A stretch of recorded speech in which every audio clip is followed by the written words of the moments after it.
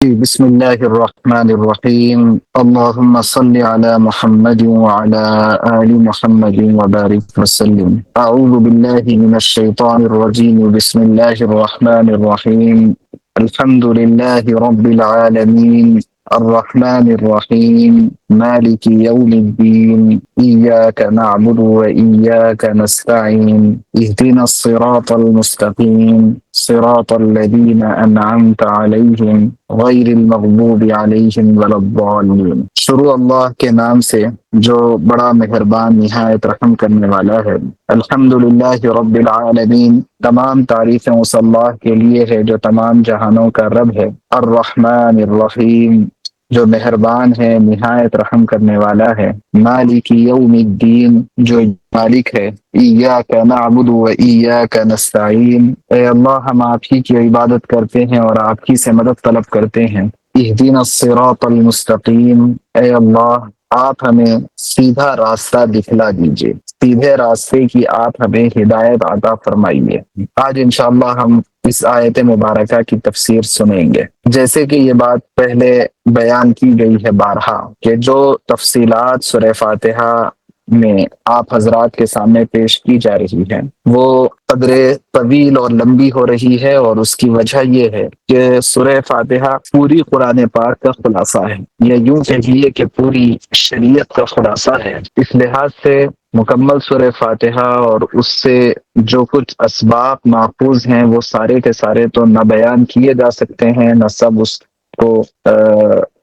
اس کی حقیقت تک پہنچ سکتے ہیں، لیکن اس کے باوجود بھی خیال یہ ہے کہ کچھ نہ کچھ اس سلسلے میں تفصیلات سب کے سامنے آ جانی چاہیے۔ چنانچہ آج چھٹی آیت ہے اہدنا الصراط المستقیم، اے اللہ ہمیں سیدھے راستے کی ہدایت دیجیے۔ یہ آخری تین آیتیں اہدنا الصراط المستقیم صراط الذین انعمت علیہم غیر المغضوب علیہم ولا الضالین، یہ جو آخری تین آیتیں ہیں یہ انسان کی دعا اور درخواست کے مضمون پر مشتمل ہیں۔ پہلے اللہ کی حمد و ثنا بیان کی گئی، اور اس کے بعد بندے نے اس بات کا اعتراف کیا کہ ہم آپ کے سامنے سرنڈر ہیں اور آپ کے مقابلے میں ہماری کوئی حیثیت اور اہمیت نہیں ہے۔ لہذا جب یہ دو چیزیں پیش کر دی گئی، ایک تو اللہ کی حمد و ثنا اور دوسرے ہماری کوئی اہمیت کا نہ ہونا اور اللہ کی تمام تر اہمیت کا ہونا، یہ دو چیزیں پیش کر دی گئی، تو اس کے بعد اب بندہ اس موقف میں آ جاتا ہے کہ وہ اب اللہ سے کچھ مانگے۔ دیکھیے اصل میں یہاں پر کہیں بھی کوئی ہم عرضی دیتے ہیں، کوئی ریکویسٹ بھیجتے ہیں، تو اس کا طریقہ بھی قرآن پاک سے ہمیں معلوم ہوتا ہے۔ اس موقع پر ہمیں ایک بہت اہم ترین ریکویسٹ اللہ کے پاس بھیجنی تھی، لہذا اللہ نے اس کا طریقہ اس صورت میں ہمیں بتایا۔ کسی کے پاس بھی جو ہم سے مقام و مرتبے میں بڑا ہو اور ہم اس کے ماتحت ہو اور ہم اپنے آپ کو چھوٹا بنا کر کے پیش کر رہے ہوں اور کوئی کام ہمیں کروانا ہو، تو طریقہ کار یہ ہے کہ پہلے جو کمالات ہے سامنے والے کے اندر ان کمالات کا اعتراف کریں، اور پھر اپنے اس کے مقابلے میں اپنی کمزوری کا اظہار کریں۔ اس کے بعد آپ اپنی ریکویسٹ پیش کریں۔ اس میں بعض مرتبہ بعض لوگ بہت غلو سے کام لیتے ہیں اور چاپلوسی کی حد تک پہنچ جاتے ہیں اور جھوٹی تعریفیں کرنے لگ جاتے ہیں، یہ بھی جائز نہیں ہے۔ اگر کسی کے اندر واقعی کوئی کمال ہو اور ان کمالات کی وجہ سے اس کی اہمیت ہو تو وہ بتانے اور بیان کرنے میں کوئی حرج کی بات نہیں۔ تو بات یہ چل رہی تھی کہ یہ طریقہ بھی اس سورے کے ذریعے اللہ تبارک و تعالیٰ نے ہم سب کو سمجھایا ہے۔ دوسری بات اس سے ہمیں یہ معلوم ہوتی ہے اور غور کرنے کا مقام ہے کہ بندہ نماز میں ٹھہرا ہوا ہے اور اللہ کے سامنے ہے۔ یہ نماز کے بارے میں کہا گیا الصلاۃ معراج المؤمنین، مومن کی اگر سب سے زیادہ معراج اور سب سے بلند مقام اگر کوئی ہو سکتا ہے تو وہ وقت ہے جب کہ بندہ نماز میں ہوتا ہے، کیونکہ وہ اللہ کے سامنے حاضر ہوتا ہے، اللہ سے باتیں کر رہا ہوتا ہے، اللہ سے سرگوشی کے اندر مصروف و مشغول ہے۔ تو ایسے وقت میں غور کرنے کی بات یہ ہے کہ جب اتنے بڑے دربار میں ہے تو کیا مانگا جائے۔ ظاہر ہے کہ اگر اتنے بڑے دربار میں پہنچ کر کے کوئی چھوٹی موٹی چیز مانگیں گے تو ساری دنیا ہمیں چڑھائے گی کہ کتنی بڑی بے وقوفی ہے، کہ جب اتنے بڑے دربار میں پہنچے ہوئے ہیں تو اتنی بڑی چیز مانگ لینا چاہیے تھا۔ اب ہمیں کیا پتا ہے کہ کون سی چیز بڑی ہے؟ جس کا دماغ جتنا ہوتا ہے اس کو وہی چیز اتنے دماغ کے حساب سے چیز بڑی نظر آتی۔ بچہ ہے تو اس کو سب سے بڑی چیز تو اس کے پاس کھلونا ہے، جو گاڑی اسے پسند ہے وہ گاڑی کا کھلونا اس کو دے دیں، وہی اس کے پاس سب سے بڑی چیز ہے۔ نوجوان ہیں تو بہت سارے نوجوانوں کے پاس سب سے بڑی چیز ایک بائک دلا دیں ان کو، وہ اس وقت کے حساب سے سب سے بڑی چیز ہوگی۔ تو کیا مانگیں گے اتنے بڑے دربار میں پہنچ کر کے کہ ہر فرد کے لیے بڑی چیز الگ الگ ہے اور اس کے اوپر کوئی اتفاق مشکل ہے اگر یوں ہی اس کو چھوڑ دیا جائے۔ ظاہر ہے کہ ہم کمزور بندوں کو تو پتہ نہیں کہ کیا بڑا اور کیا چھوٹا ہے، حقیقت میں کون سی چیز مانگنا چاہیے، اور ہماری اس کمزوری کو دیکھ کر کے اللہ تبارک و تعالیٰ نے خود ہمیں سکھایا ہے کہ دیکھو جب تم اتنے بڑے دربار میں ہو اور اتنی اونچی سورج کی تلاوت کر رہے ہو تو ایسے موقع پر تمہارے لیے سب سے بڑی چیز یہ ہے کہ تم ہدایت مانگ لو۔ ہدایت یہ تمہارے لیے سب سے اونچی چیز ہے، سب سے بڑی چیز ہے، اللہ سے ہدایت مانگ لو۔ اب سوال یہ ہے کہ ہدایت کیوں بڑی چیز ہے؟ بھی بات یہ ہے کہ آپ کوئی بھی کام لے لیں، ہدایت کہتے کس کو ہیں؟ رہبری اور رہنمائی، گائیڈنس، اور وہ گائیڈنس اس ذات کے پاس سے آنا جو جس سے بڑا کوئی اور نہیں ہو سکتا۔ اللہ اکبر، وہ سب سے بڑے ہیں، اللہ سب سے بڑے ہیں۔ آپ کوئی بھی سیکٹر لے لیں، کوئی بھی شعبہ لے لیں، کوئی بھی فیلڈ لے لیں، اگر آپ ڈاکٹر ہیں اور آپ کو کس مریض کے لیے کون سی دوا تجویز کرنی چاہیے اس بات کا پراپر گائیڈنس آپ کے پاس نہیں ہے، اور کون سے مریض کی کیا بیماری ہے اگر پراپر اس سلسلے میں آپ کے پاس معلومات نہیں ہے، آپ جو ہے کوئی تحقیق نہیں کر پا رہے ہیں، اس کے لیے کوئی آپ کے پاس جو ہے آپ سمجھ نہیں پا رہے ہیں، ڈائگنوس نہیں کر پا رہے ہیں آپ، تو دیکھیے کہ اتنے بڑے ڈاکٹر ہو کے بھی بیکار ہیں۔ اگر آپ ایڈوکیٹ ہیں تو آپ کو اس کے لیے گائیڈنس چاہیے، اگر آپ عالم دین ہیں تو اس کے لیے آپ کو پراپر گائیڈنس چاہیے، حتیٰ کہ آپ گھر کے ہاؤس وائف ہیں، آپ کھانا پکانا چاہتے ہیں، جھاڑو دینا چاہتے ہیں،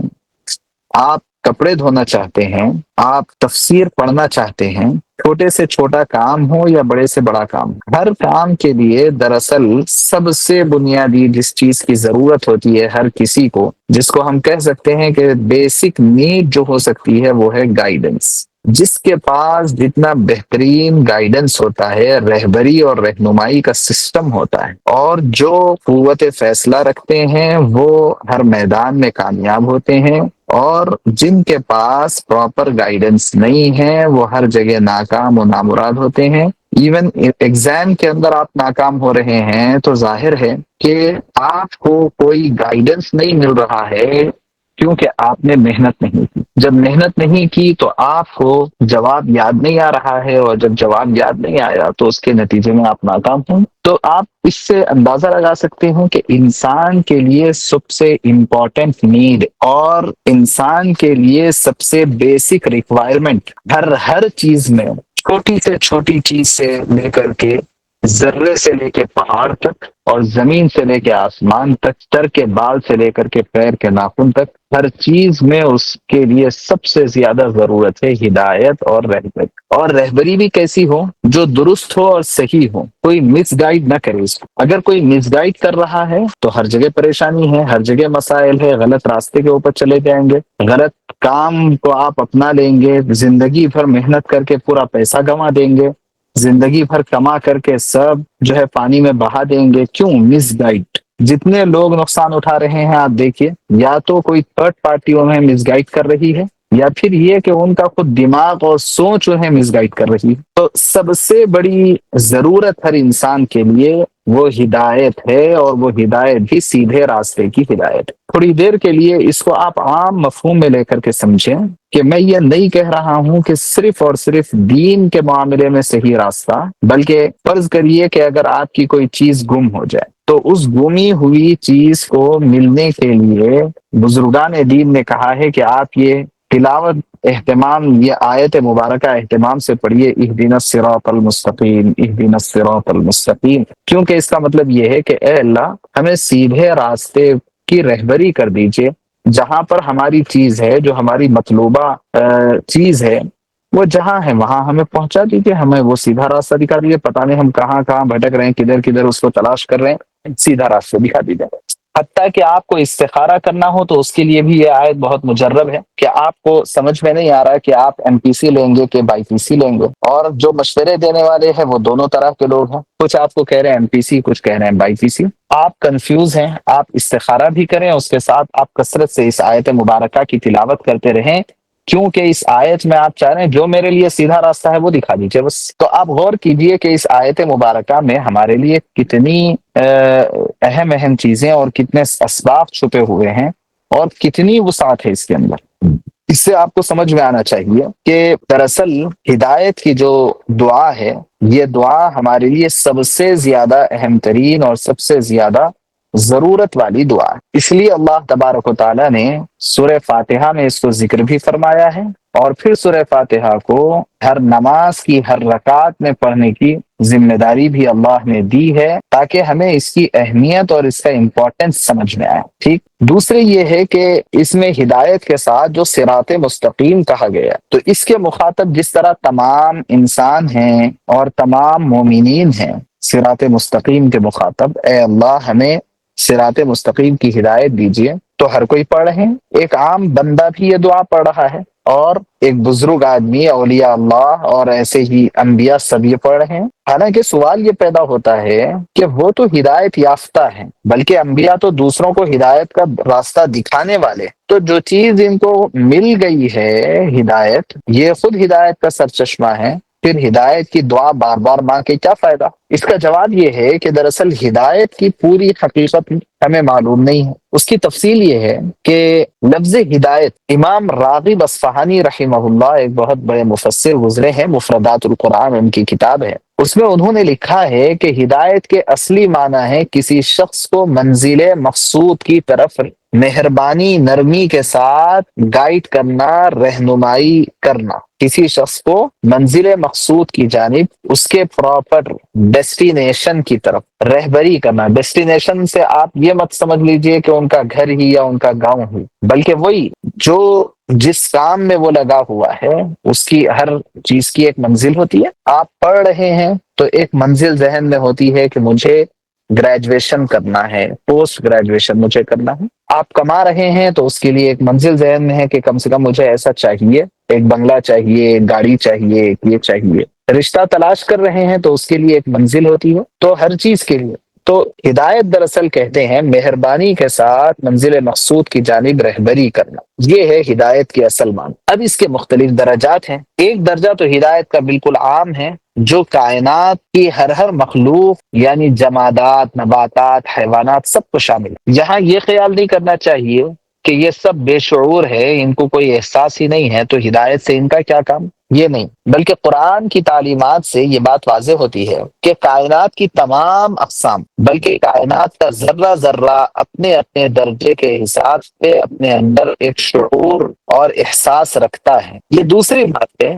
کہ یہ جو احساس اور عقل و شعور کا جوہر ہے، کسی قسم کے اندر کم ہے اور کسی میں یہ احساس زیادہ ہے۔ اسی وجہ سے جن چیزوں کے اندر یہ جوہر بہت کم ہے، عقل و شعور کا جوہر جن کے پاس جن چیزوں میں بہت کم ہے، ان کو ہم بے جان کہہ دیتے ہیں۔ بے شعور ان کو کہا جاتا ہے کہ ان میں کوئی شعور نہیں ہے، کوئی جان نہیں ہے۔ یہی وجہ ہے کہ اللہ تبارک و تعالیٰ نے یہ بے جان چیزوں کو احکام کا مکلف بھی نہیں بنایا۔ جن مخلوقات میں زندگی کے آثار تو پائے جاتے ہیں مگر عقل و شعور اس میں نمایاں نہیں ہے، ان کو جاندار تو کہتے ہیں مگر بے عقل اور بے شعور کہا جاتا ہے۔ جیسے جانور ہیں کہ ان میں زندگی تو پائی جاتی ہے مگر عقل نہیں پایا جاتا، اور جن میں عقل و شعور کے آثار بھی نظر آتے ہیں، حیات بھی ہے، زندگی بھی ہے، اور اس کے ساتھ عقل و شعور کے آثار بھی نمایاں نظر آتے ہیں، ان کو ذوی العقول کہا جاتا ہے۔ اب یہی شعور اور عقل کی جو کمی اور زیادتی ہے، اسی کے اعتبار سے اللہ تبارک و تعالیٰ نے احکام شرعیہ کا مکلف بنایا،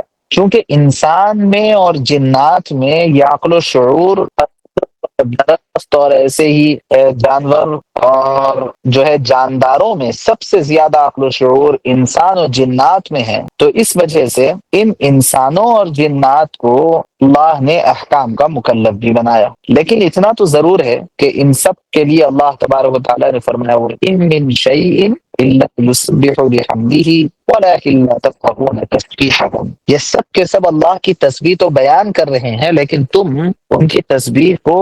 سمجھ نہیں سکتے۔ تو پتہ کیا چلا کہ سب کے سب اللہ کے کام میں لگے ہوئے ہیں۔ تسبیح کرنے کا مطلب کیا صرف زبان سے اللہ اللہ سبحان اللہ کو تسبیح نہیں کہتے، اللہ کے کام میں لگے رہنا دراصل یہ جو ہے پھر کہتے ہیں ان کے لیے الم تر ان اللہ یسبح له من فی السماوات والارض والطیر صافات کل قد علم صلاته وتسبیحه واللہ علیم بما یفعلون، یعنی کیا تم کو معلوم نہیں ہے کہ اللہ تعالیٰ کی پاکی بیان کرتے ہیں، وہ تمام کی تمام چیزیں جو آسمانوں میں ہیں، زمین میں ہیں اور صف بستہ پرندے ہیں، سب اللہ کی تعریف بیان کر رہے ہیں، تسبیح کر رہے ہیں، اور یہ سب کے سب اپنے اپنے لحاظ سے اللہ کی تسبیح اور اللہ کی فرما برداری کیسے کرنا ہے وہ جانتے ہیں۔ جو کچھ وہ کر رہے ہیں اللہ اس کو خوب جانتا ہے۔ تو دیکھیے کہ عبادت اور اللہ کی فرما برداری میں لگے رہنے کے معاملے میں ایک ذرے اور پتھر سے لے کر کے انسان اور جنات تک سب کے سب اس بات کے پابند ہیں کہ انہیں اللہ کی فرما برداری کرنا ہے، اللہ کی بات کو ماننا ہے۔ لیکن اختیار اللہ نے انسان کو دیا کہ یہ اللہ کی بات مان بھی سکتا ہے اور اللہ کی بات کا انکار بھی کر سکتا ہے، اختیار ہے اس کو۔ تو اسی اختیار میں دراصل اللہ تبارک و تعالیٰ سے ہدایت مانگنا، کیونکہ جب اختیار دے دیا گیا آپ اس راستے پر بھی جا سکتے ہیں، اس راستے پر بھی جا سکتے ہیں، آپ یہ بھی کر سکتے ہیں، یہ بھی کر سکتے ہیں۔ جب کسی بھی ایگزام میں کوشچن ایسا ہو کہ اس میں ملٹیپل آنسرز دے دیے گئے ہوں اور آپ کو سلیکٹ کرنا ہے چوز دا کریکٹ آنسر، وہاں پر بہکنے اور کنفیوز ہونے کا اندیشہ زیادہ ہوتا ہے۔ یہ دنیا میں اللہ تبارک و تعالیٰ نے بھیج کر کے ہمیں یہ ذمہ داری دی ہے کہ چوز دا کریکٹ آنسر، جو صحیح آنسر ہے اس کو آپ چوز کریے، وہ آپشن کو آپ سلیکٹ کیجئے۔ اب یہاں پر ہر ایک کو ضرورت پیش آتی ہے اس بات کی کہ اصل صحیح آنسر ہے کیا، یہ معلوم کرے، اور بتا بھی دیا اللہ تبارک و تعالیٰ نے کہ صحیح آنسر کیا ہے۔ تو یہ جو سلیکشن ہے اور یہ چوز کرنا ہے، یہ پوری زندگی کا ہمارا امتحان ہے۔ اس لیے ہر قدم پر ہمیں دعا سکھائی گئی ہے اہدنا الصراط المستقیم، اہدنا الصراط المستقیم، کہ میں گھر سے نکل رہا ہوں تو اے اللہ مجھے بھٹکا نہ دیجئے، مجھے صحیح راستہ دکھا دیجئے۔ میں گھر کے اندر داخل ہو رہا ہوں، بیوی بچوں کے ساتھ رہ رہا ہوں، تو بیوی بچوں کے ساتھ رہنے کے موقع پر صحیح راستہ کیا ہے آپ وہ یہاں دکھا دیجئے۔ اور اگر میں آفس جا رہا ہوں تو وہاں کے لیے میرے کو کیا گائیڈنس ہے، پراپر گائیڈنس، کہ میں صحیح کام کروں، میں وہاں پر خیانت نہ کروں، میں وہاں جا کر کے دوسرے اپنے ذاتی کاموں کے اندر مشغول نہ ہوں۔ میں اسکول جا رہا ہوں، میں کالج جا رہا ہوں، میں یونیورسٹی جا رہا ہوں، یا پھر یہ ہے کہ میں اپنا نکاح کر رہا ہوں، یا پھر یہ کہ میں کوئی دکان ڈال رہا ہوں، میں کوئی چیز باہر سے آرڈر کر رہا ہوں، میں امیزون اور فلپکارٹ کو یوز کر رہا ہوں، میں فون کا استعمال کر رہا ہوں، تو ہر قدم پر بندہ اس بات کا محتاج ہے کہ اے اللہ مجھے صحیح گائیڈ کیجیے، صحیح گائیڈ کیجیے، صحیح گائیڈ کیجیے۔ کیوں کسی بھی چیز کے اندر اگر ناقص علم یا میرا اپنا ناقص تجربہ یا کوئی تھرڈ پارٹی اگر مجھے پراپر گائیڈ نہ کرے یا یہ کہ مس گائیڈ کر دے تو اس کے نتیجے میں میرا تو بیڑا غرق ہو گیا، اور جب ساری چیزیں میں غلط کرتا چلا جاؤں گا تو اس کے نتیجے میں مائنس میں چلا جاؤں گا اور میں ڈپریشن میں چلا جاؤں گا، اور پھر میں اپنی زندگی سے مایوس ہو جاؤں گا اور اپنے دھرتی پر اپنے آپ کو بوجھ محسوس کروں گا۔ کیوں؟ اس لیے کہ میں ہر چیز میں غلط راستے کے اوپر جا رہا ہوں، اور اس کے ایک آدھ چیز ہوتی تو مینج کر سکتا آدمی، جب ہر مرتبہ ایسا ہو رہا ہے تو اب وہ بہت پریشان ہوگا۔ اس لیے اللہ تبارک و تعالیٰ نے سکھلایا ہے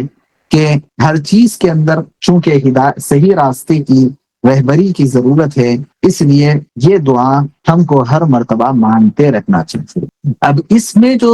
جتنی چیزیں دنیا سے تعلق رکھتی ہے تو تمام کی تمام چیزوں میں مسئلہ یہ ہے کہ اگر کوئی مس گائیڈ کر دیں آپ کو، کچھ نقصان ہو جائے تو وہ نقصان اسی دنیا کی حد تک رہے گا، لیکن اگر خدا نخواستہ دین کے معاملے میں کوئی مس گائڈ کر دے تو اس کا نقصان یہ دنیا میں بھی ہوتا رہے گا اور مرنے کے بعد زندگی بھر وہ نقصان اٹھانا پڑے۔ اس لیے سب سے زیادہ نازک راستہ تو دین کا اور شریعت کا ہے۔ اس لیے اس سے مراد صراط مستقیم کی اصل مراد شریعت کہ اے اللہ شریعت کا وہ راستہ دکھا دیجیے جو سیدھا سیدھا ہو اور ہدایت والا راستہ ہو، جس کے اندر کجی نہ ہو، ٹیڑھا پن نہ ہو، اور جس کے اندر افراط و تفریط نہ ہو۔ وہ راستہ دکھا دیجیے جو ان لوگوں کا راستہ ہے جن پر آپ نے انعام کیا ہے، نہ کہ ان لوگوں کا راستہ جس پر آپ غضبناک ہوئے اور جو گمراہ ہوئے، ان کا راستہ نہیں دکھائیے۔ راستہ دکھائیے تو ان کا دکھائیے جس پر آپ نے انعام کیا۔ اب غور کیجیے، یہاں اللہ نے یہ نہیں فرمایا کہ راستہ ان کا دکھا دیجیے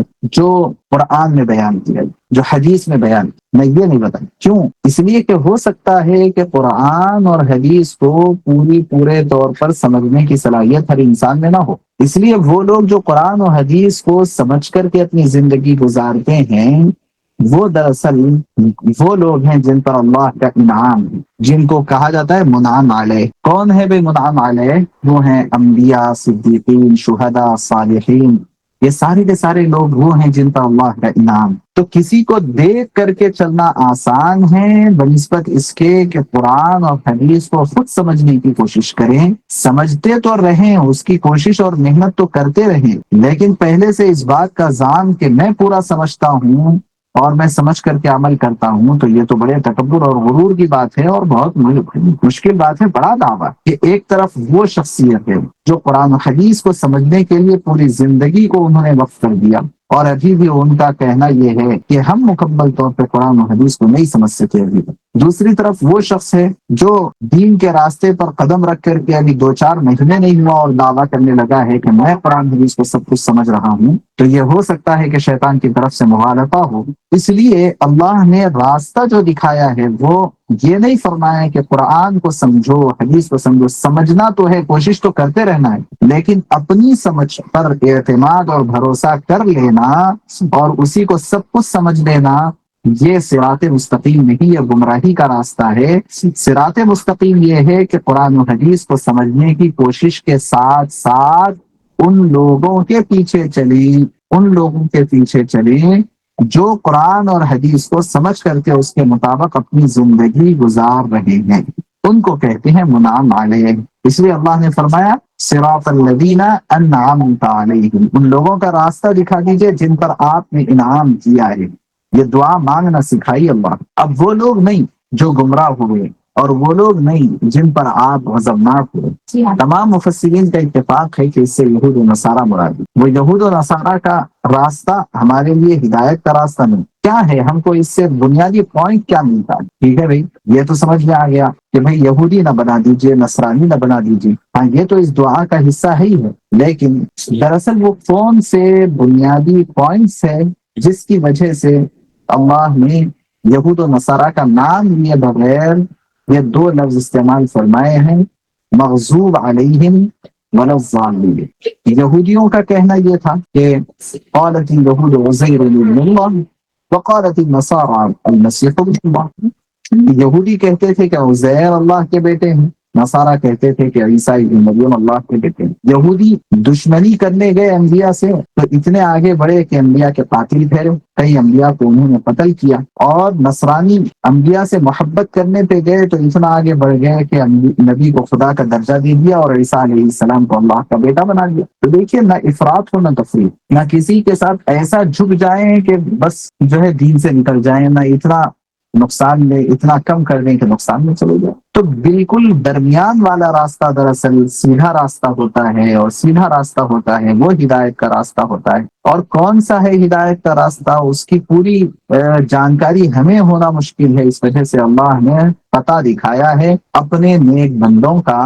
کہ دیکھو، نیک بندوں کو دیکھتے رہو، ان کے پیچھے پیچھے چلتے رہو، قرآن اور حدیث کو سمجھنے کی کوشش کرو، لیکن جو اللہ کے نیک بندے اپنے آپ کو قرآن اور حدیث کے مطابق بنائے ہوئے ہیں اور جو چلتا پھرتا قرآن پاک ہے، ان کو دیکھ کر کے اپنے آپ کو کریکٹ کرتے رہو، ریکٹیفائی کرتے۔ اگر ہم اس کے مطابق اپنی زندگی کو بنائیں گے تو پوری زندگی دنیا میں بھی اور آخرت میں، دنیاوی امور میں بھی، عصری کاموں کے اندر بھی اور ہمارے دینی امور میں ہر چیز میں ہم عافیت پر رہیں گے، سیف سائڈ رہیں، کامیاب رہیں گے۔ اور اگر ان چیزوں کو اپنے ہاتھ سے چھوڑیں گے، یہ رولس اینڈ ریگولیشنز کو فالو نہیں کریں گے، اور یہاں ہم جو ہے پیچھے ہو جائیں گے، تو اس کے نتیجے میں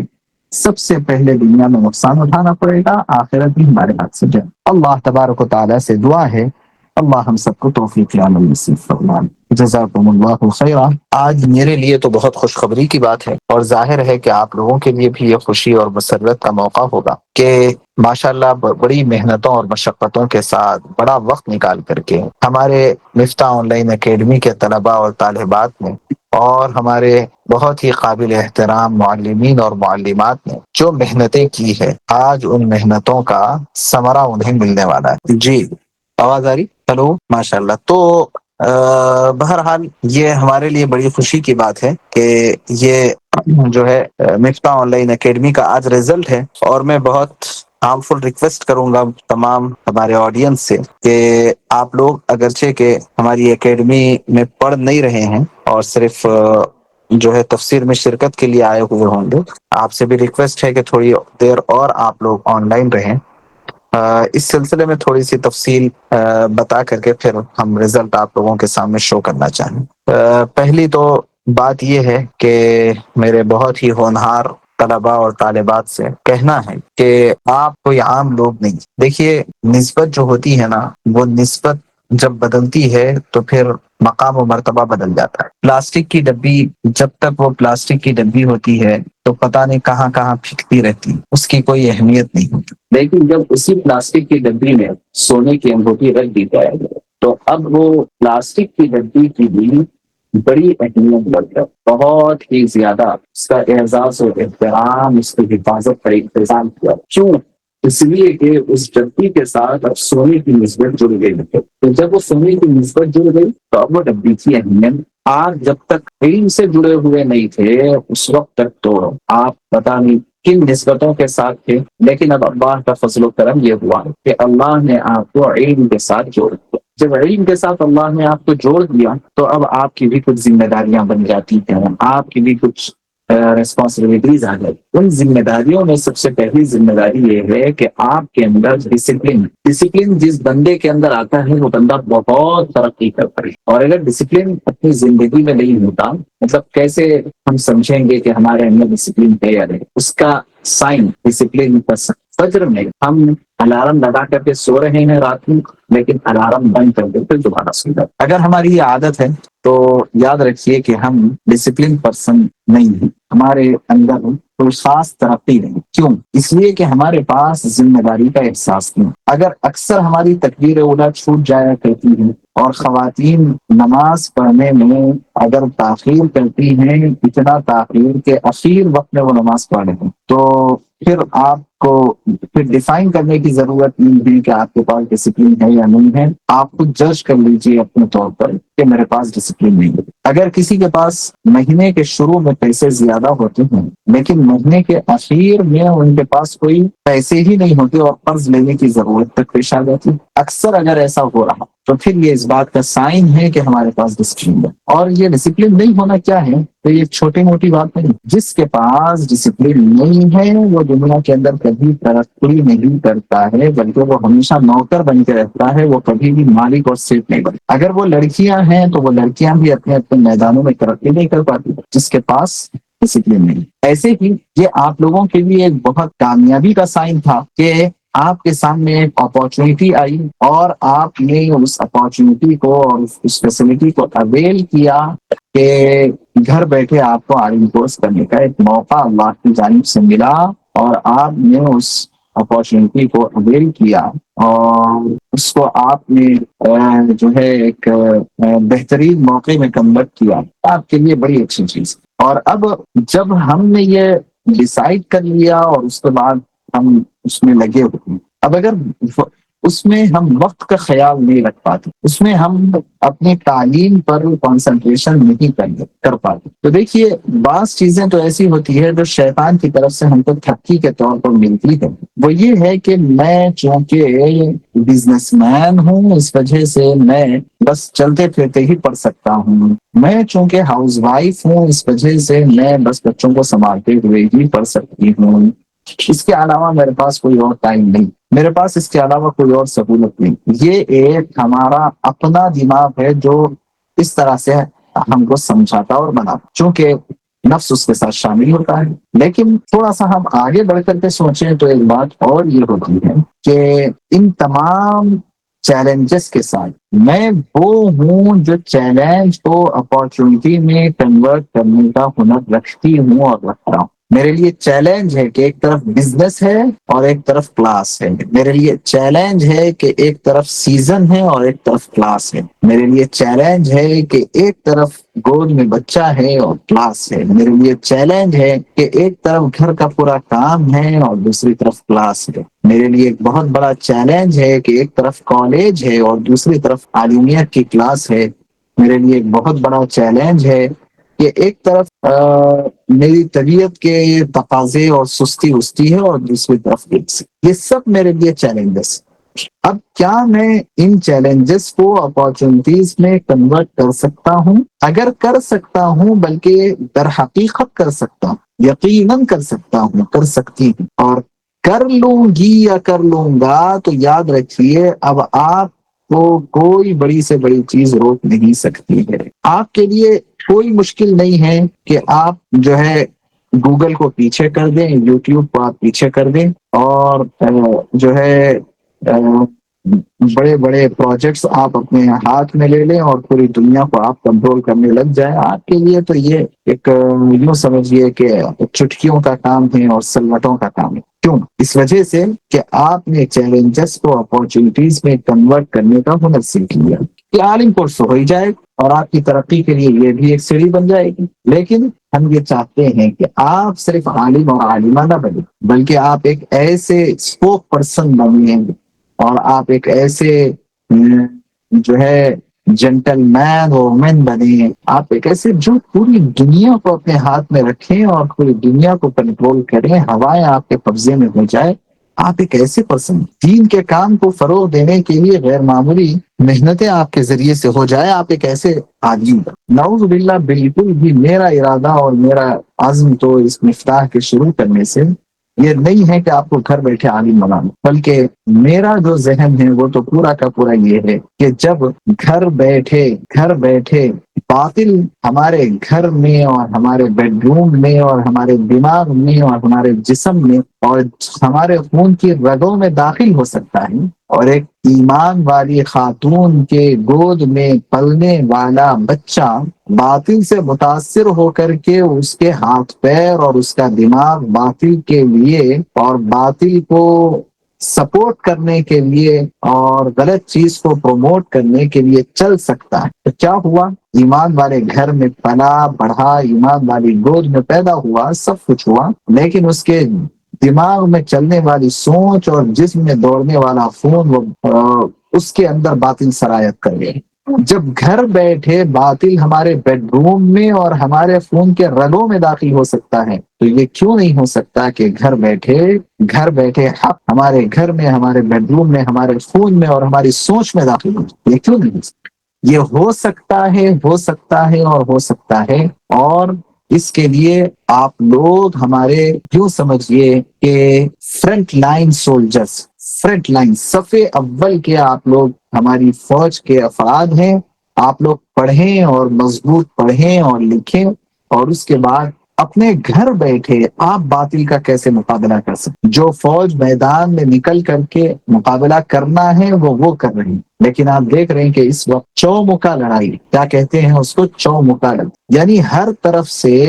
ایمان والے حملوں کے نرغے میں ہیں۔ ایک طرف فزیکل وار ہے، دوسری طرف سائیکولوجیکل وار ہے، تیسری طرف آئیڈیولوجیکل وار ہے، چوتھی طرف ایجوکیشنل وار ہے، پانچویں طرف سوشل وار ہے، چھٹی طرف پتہ نہیں کتنے وار ہے، چھٹی طرف میڈیائی وار ہے، ساتویں طرف جو ہے مختلف اور پلیٹ فارم پر غور ہے. ہر طرف سے اس بات کی کوشش کی جا رہی ہے کہ اسلام اور مسلمانوں کو کیسے دبایا اور ختم کرنے کی کوشش کیسے کی جائے، اس بات پر پوری